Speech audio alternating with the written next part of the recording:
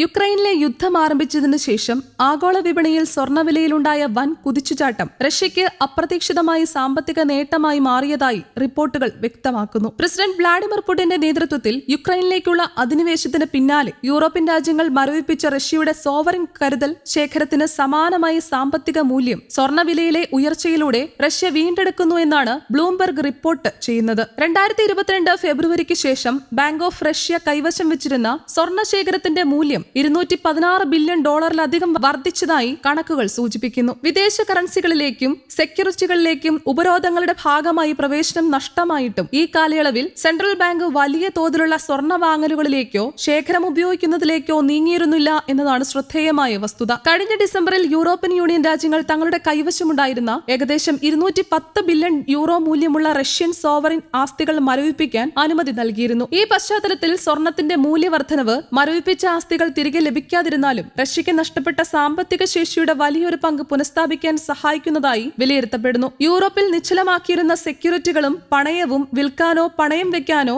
സാധിക്കാത്ത സാഹചര്യത്തിലായാലും ആവശ്യമെങ്കിൽ സ്വർണ്ണശേഖരം ഉപയോഗിച്ച് റഷ്യയ്ക്ക് ഇപ്പോഴും ധനസമാഹരണം നടത്താൻ കഴിയുമെന്നതാണ് പ്രധാനപ്പെട്ട വശം. ലോകത്തിലെ രണ്ടാമത്തെ വലിയ സ്വർണ്ണ ഉൽപാദക രാജ്യമായ റഷ്യ പ്രതിവർഷം 300 ടണ്ണിലധികം സ്വർണം ഖനനം ചെയ്യുന്നുണ്ടെങ്കിലും 2022 മുതൽ റഷ്യൻ സ്വർണം പാശ്ചാത്യ വിപണികളിൽ നിന്ന് പൂർണ്ണമായും പുറത്താക്കപ്പെട്ടു. London bullion market association Russian സ്വർണത്തെ അംഗീകരിക്കുന്നത് അവസാനിപ്പിച്ചതോടെ ലോകത്തിലെ ഏറ്റവും വലിയ ഓവർ ദി കൗണ്ടർ സ്വർണ്ണ വ്യാപാര കേന്ദ്രങ്ങളിലേക്കുള്ള പ്രവേശനവും റഷ്യയ്ക്ക് നഷ്ടമായി. ഇതോടെ ഏഷ്യൻ ഉപഭോക്താക്കൾക്ക് ലക്ഷ്യമിട്ട് സെൻട്രൽ ബാങ്ക് നടത്തുന്ന വലിയ തോതിലുള്ള സ്വർണ്ണ വിൽപ്പനയും കൂടുതൽ സങ്കീർണമായ അവസ്ഥയിലായി. അംഗീകൃത റഷ്യൻ ഉൽപാദകർ പുതുതായി ഖനനം ചെയ്യുന്ന സ്വർണവുമായി നേരിടേണ്ടി വരുന്ന മത്സരം അവിടെ ഉണ്ടാകുന്ന മറ്റൊരു വെല്ലുവിളിയാണ്. കഴിഞ്ഞ 4 വർഷത്തിനിടെ സ്വർണ്ണവിലയിൽ അസാധാരണമായ ഉയർച്ചയാണ് രേഖപ്പെടുത്തിയത്. കേന്ദ്ര ബാങ്കുകളിൽ നിന്നുള്ള ശക്തമായ ആവശ്യകത, തുടർച്ചയായ പണപ്പെരുപ്പ ഭീതികൾ, വർദ്ധിച്ചുവരുന്ന ഭൗമരാഷ്ട്രീയ സംഘർഷങ്ങൾ, വ്യാപാര യുദ്ധങ്ങൾ സൃഷ്ടിക്കുന്ന അനിശ്ചിതത്വങ്ങൾ എന്നിവയാണ് നിക്ഷേപകരെ സുരക്ഷിതമായ നിക്ഷേപ മാർഗമായി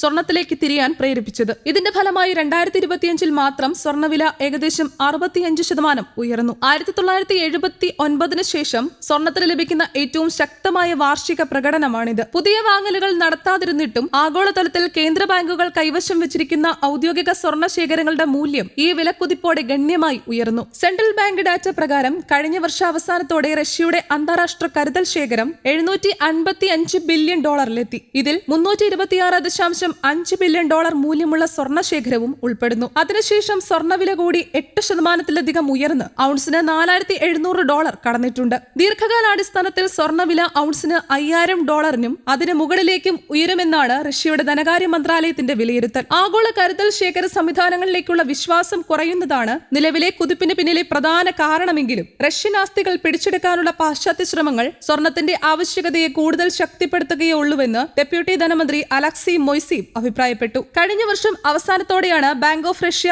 ആദ്യമായി തങ്ങളുടെ ബുള്ളിയൻ ശേഖരം ഉപയോഗിക്കാൻ തുടങ്ങിയത്. ഇതിന്റെ ഭാഗമായി സ്വർണ്ണ ഹോൾഡിംഗുകൾ 0.2 ദശലക്ഷം ട്രോയ് ഔൺസ് കുറയുകയും 74.8 ദശലക്ഷം ട്രോയ് ഔൺസായി എത്തുകയും ചെയ്തു. ബജറ്റ് കമ്മി നികത്തുന്നതിനായി ധനകാര്യ മന്ത്രാലയത്തിന്റെ നാഷണൽ വെൽത്ത് ഫണ്ട് ആസ്തികൾ വിൽക്കുന്നതുമായി ബന്ധപ്പെട്ട ഇടപാടുകളാണ് ഈ കുറവിന് കാരണം. 2022 ഫെബ്രുവരി മുതൽ 2025 ഡിസംബർ വരെ റഷ്യയുടെ സ്വർണ്ണശേഖരത്തിന്റെ മൂല്യം ഇരട്ടിയിലധികമായി വർദ്ധിച്ചപ്പോൾ വിദേശ ആസ്തികളിലും കറൻസികളിലും സൂക്ഷിച്ചിരുന്ന കരുതൽ ശേഖരം ഏകദേശം 14% കുറഞ്ഞതായി ബാങ്ക് ഓഫ് റഷ്യയുടെ കണക്കുകൾ വ്യക്തമാക്കുന്നു. യുദ്ധത്തിന് മുമ്പ് മൊത്തം കരുതൽ ശേഖരത്തിൽ സ്വർണത്തിന്റെ പങ്ക് 21% മാത്രമായിരുന്നുവെങ്കിൽ പിന്നീടത് 43% ഉയർന്നു. യുദ്ധം ആരംഭിച്ചതിനു ശേഷം വിദേശ കറൻസി കരുതൽ ശേഖരത്തിലുള്ള വിശദമായ വിവരങ്ങൾ റഷ്യ വെളിപ്പെടുത്തുന്നത് നിർത്തിവെച്ചിട്ടുണ്ട്. ജനുവരി 1 കണക്കനുസരിച്ച് വിദേശ കറൻസിയും മറ്റ് സ്വർണ്ണേതര ആസ്തികളും ചേർന്ന മൂല്യം $399 ബില്യൺ ആണെന്ന് ഡാറ്റ സൂചിപ്പിക്കുന്നു. 2022 തന്നെ ഏകദേശം $300 ബില്യൺ റഷ്യൻ പരമാധികാര ആസ്തികൾ വിദേശത്ത് മരവിപ്പിച്ചിട്ടുണ്ടെന്ന് ധനകാര്യ മന്ത്രാലയം അറിയിച്ചിരുന്നു. ഉക്രൈൻ യുദ്ധത്തിന് സമാധാനപരമായ പരിഹാരം കണ്ടെത്തുന്നതിനുള്ള ചർച്ചകൾ US നേതൃത്വത്തിൽ തുടരുന്നതിനാൽ ഈ മരവിപ്പിച്ച ഫണ്ടുകളുടെ ഭാവി തുടർന്നും ചർച്ചാ വിഷയമായി നിലനിൽക്കുമെന്നാണ് വിലയിരുത്തൽ. ഈ ആസ്തികൾ ഉപയോഗിച്ച് ഉക്രൈന് വായ്പ നൽകാനുള്ള സാധ്യതകൾ യൂറോപ്യൻ യൂണിയൻ രാജ്യങ്ങൾ പരിശോധിച്ചെങ്കിലും അന്തിമ കരാറിലെത്താൻ അവർക്ക് സാധിച്ചിട്ടില്ല. ഇതിനുള്ള മറുപടിയായി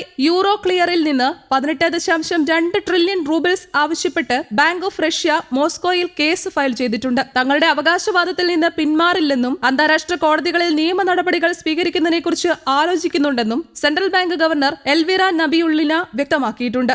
ന്യൂസ് ഡെസ്ക് കേരള കൗമുദി.